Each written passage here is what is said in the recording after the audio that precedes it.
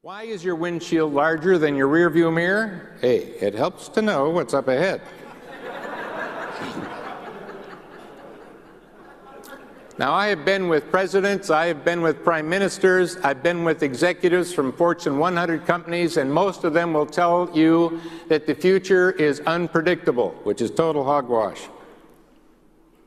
Yeah, they'll tell you the future is unpredictable. Nonsense. There's a place I call the visible future. Now, the visible future is the predictable future. It's the part of the future that you can clearly see if you know where and how to look, all right? I'm here to tell you where and how to look. Now, if you could anticipate the future and be right, would you have a personal and business advantage? Well, yeah, of course you would. Now, you know about hindsight. Hindsight has lament to it. Should have bought Google. Should have bought it at 200. You see, that's hindsight. Doesn't do you any good. All you can do is cry in your soup. Doesn't do you any good at all. What I like is foresight based on statistics and facts. Future facts. Facts that you can actually take to the bank. So let's talk about foresight versus hindsight. Let's talk about the visible future. Let me give you some examples, first of all, of how you can predict the future and be right. I'll give you some simple examples to start out with. Right now in this hemisphere, we've just entered spring. Next will be summer. I'll be right. Now, how do I know that? Well, because there's a science of cycles. There's over 300 known cycles, business cycles, weather cycles, biological cycles that let you accurately anticipate the future. In the upper Midwest United States, can I predict 5 years from now the month that they'll put away the snow skis and bring out the water skis? And the answer is, of course, because they're cycles. But knowing cycles does not give any of you in this room a competitive advantage. Why? You already know them. Knowing what everybody else knows doesn't help. So let's not talk about cyclical change. Let me talk to you about permanent change, the other kind of change. Because when permanent change, unlike a cycle, when that hits, you are changed and you're not going back. About 25 years ago when I started my research company, and what we do is research global innovations in all areas of technology, lasers, robots, genetics, fiber optics, nano, you name it, looking at it globally, been doing it for 25 years.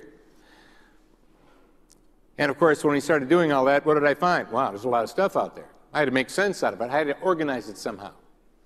So I created a taxonomy. I used biology. I created a taxonomy of high technology, way of organizing it, so that instead of just seeing a new technology and saying, wow, that's another new thing, you could say, yes, and it belongs here, and it fits into this tree. And it started to all of a sudden come together. And you can actually project it forward. See, once you got a cell phone, what happened? Hey, you're changed. Once you got email, what happened? Hey, you're changed. You're not going back. So that technology is a driver of those things. We create those changes. Now, everyone in this room has heard about trends, and you study trends, and you take a look at trends, because after all, you're going to spend the rest of your life in the future. It'd be good to know what's going to happen. The flaw is it's like a crapshoot. Some trends work and some trends don't. Well, let me take the crap out of the chute. First of all, there are actually two types of trends. They got hard trends and soft trends. Now, statistically, in the present, they both look valid. Soft trends might happen, hard trends will happen. Good to know the difference. Now, let me give you a definition, but instead of giving you a definition, you'll have to write down, put it in a file cabinet when you go back, and never remember again. I'm going to give you a definition in story form. I think that we've got some stories we should be sharing, but instead we're not sharing the story. I think when we go talk to someone above us, when we go talk to an executive or someone and we're trying to sell our ideas, we're giving them too many facts and figures and their eyes are glassing over. I think what we need to do is to become a little better at telling the story.